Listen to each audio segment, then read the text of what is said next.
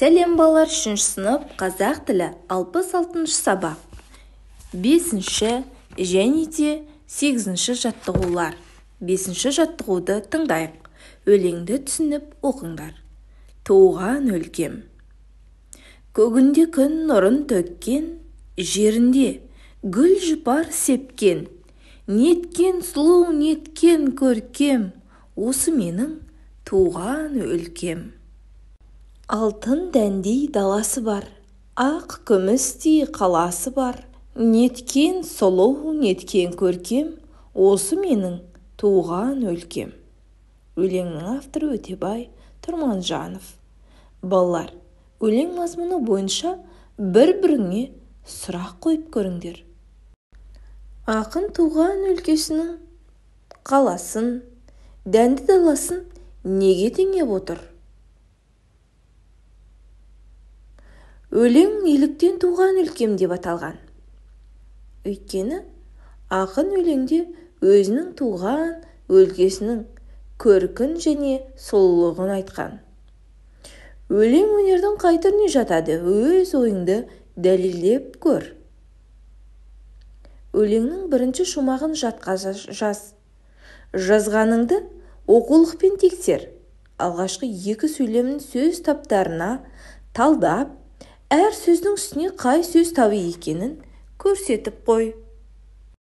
Өлеңдегі алғашқы 2 сөйлем көгінде күн нұрын төккен, жерінде гүл жұпар сепкен өлең жолдары болатын. Ал енді осы өлең жолдарын сөз таптарына талдайық. Көгінде күн және де нұрын сөздері зат есімі болады. Ал төккен сөзі не істеген сұрағына жауап беріп етістік болады. Екінші қатар жерінде гүл жұпар сепкен. Мұндағы жерінде гүл сөздері зат есім, ал жұпар қандай сұрағына жауап беріп сын есім, және де сепкен сөзі не істеген сөзіне сұрағына жауап беріп етістік қызметін атқарады. 6 жаттығу. Суретке қара, тақырыбын анықта. Сурет бойынша әңгіме құра, оны баяндап айтуға дайындал. Мәтініңді жаз. Жазған мәтініңде қандай сөз таптарының сөздерін қолданғаныңды анықта. Ал олай болса, мәтінді жазайық. Мәтіннің тақырыбы туған жерім.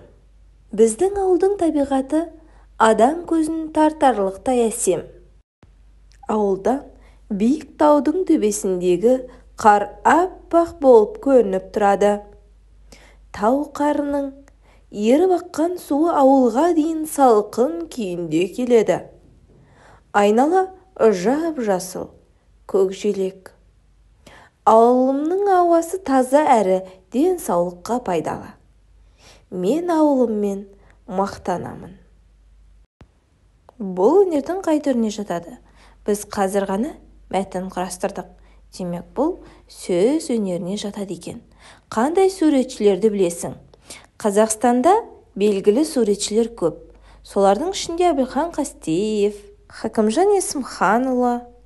Шығармашылық үзіліс. 7 жаттығу. Әкең сенен жас суретші студиясына жазылуыңды өтінді, бірақ сенің қол өнер үйірмесіне қатысқың келеді. Бұл жағдаяттан қалай шығар едің? Мысал үшін мен әкемді отырғызып, оған түсіндірер едім. Әкешім, мен қол өнерге қызғамын. Қол өнермен айналысқанды жақсы көремін. Ал маған сурет салу немесе әртүрлі суреттерді бояу ұнамайды.